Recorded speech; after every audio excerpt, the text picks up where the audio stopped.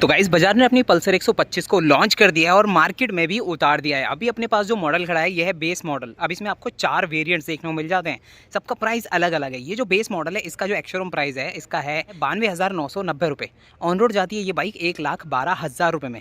अब इसके अंदर आपको क्या मिल रहा है इसके सेकेंड बेस या फिर सेकेंड टॉप मॉडल से, या फिर क्या नहीं मिल रहा है। देखो पहली बात करें इस गाड़ी के चार्जिंग पोर्ट ऑप्शन की, तो जैसे कि आपको सभी वेरिएंट में चार्जिंग पोर्ट ऑप्शन मिल रहा है और यहाँ पे नहीं दिया जा रहा है, ये आपको आफ्टर मार्केट या फिर सर्विस सेंटर से ही लगवाना पड़ेगा। तो यहाँ पे चार्जिंग पोर्ट ऑप्शन मिसिंग है कंपनी की तरफ से। बाकी गाड़ी की जो की है वो आप चेक कर सकते हो, ये आपको पहले की तरह ही मिलेगी।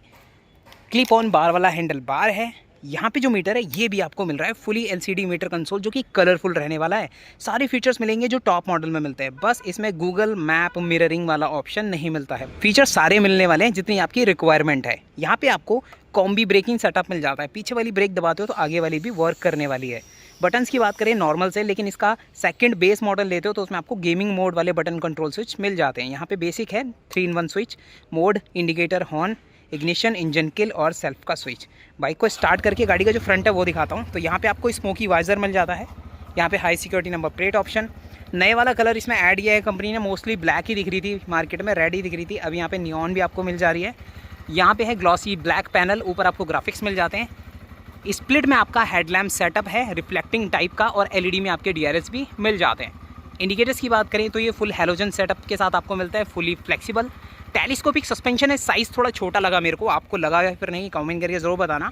फ्रंट टायर की बात करें 80 सेक्शन का टायर है, 240 mm की डिस्क है, लेकिन इसके बेस मॉडल में नॉर्मल डिस्क ही मिलती है और डुअल पिस्टन कैलिपर है। इसमें एबीएस जैसी रिंग देखने को नहीं मिलती है।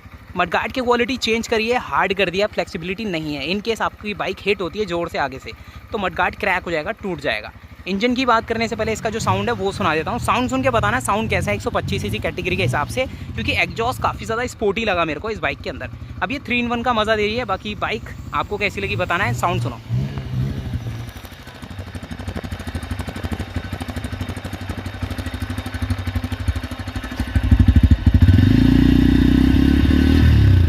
साउंड कैसा लगा बताना ज़रूर। जैसे मैंने बोला 3-in-1 फील देगी, यहाँ से स्पोर्टी है, यहाँ से टेल जो है वो काफ़ी ज़्यादा नेकेड रहने वाली है। अब 125 cc कैटेगरी की बाइक है, लेकिन इसका जो टेल लुक है वो 160 से ही इंस्पायर रहने वाला है। अब ये कम्यूटर हो जाती है, ठीक है, नेकेड के साथ साथ कम्यूटर हो जाती है, क्योंकि सिंगल सीट है और सिंगल पीस में ग्रेवल है।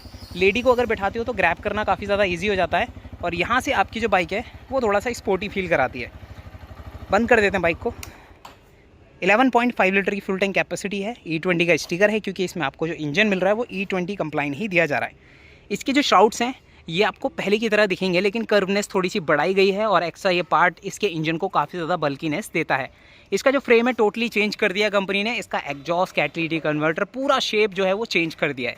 दो सेंसर आपको मिल जाते हैं इस बाइक के अंदर। एंड साइड पैनल्स की बात करें टोटल चेंज है, डिज़ाइन से लेकर ग्राफिक्स तक। लुक्स कैसे लग रहे हैं बताना ज़रूर। यहाँ पे की होल है, इस पैनल को ओपन कर सकते हो। यहाँ पे जो रियर वाले फुटरेस्ट और राइडर वाले फुटरेस्ट की जो माउंटिंग है टोटली चेंज है, बिल्कुल नई रहने वाली है। ब्रेक पैड ये रहे, किक अभी भी आपको मिल रही है, ये बहुत अच्छा है कि कंपनी अभी भी कंसिडर कर रही है इन चीज़ों को। यहाँ पे पहले आपको ट्विन शॉक एब्जॉर्वर वाले सस्पेंशन मिलते थे, अभी कंपनी ने मोनो सस्पेंशन ऐड कर दिए हैं जो बहुत अच्छे लग रहे हैं और आपकी राइडिंग को भी काफ़ी ज़्यादा स्मूथ बनाने वाले हैं। मड फ्लेम यहाँ मिल जाता है। टायर हैगर ये रहा जो फुली फ्लेक्सिबल है। पीछे आपको 100 सेक्शन का टायर मिल जाए विद ड्रम ब्रेक। मेडल में इसके स्विंग आर्म है। एंड टेल सेक्शन जैसे मैंने बोला काफ़ी ज़्यादा शार्प है, एंड पीछे काफ़ी अच्छी फ्लेक्सिबिलिटी मिल जाती है इसके मडगार्ड की। चैन कवर आपको फुली कवर्ड मिलेगा प्लास्टिक बॉडी के साथ। अगेन ये वाला पार्ट सेम आपको नया।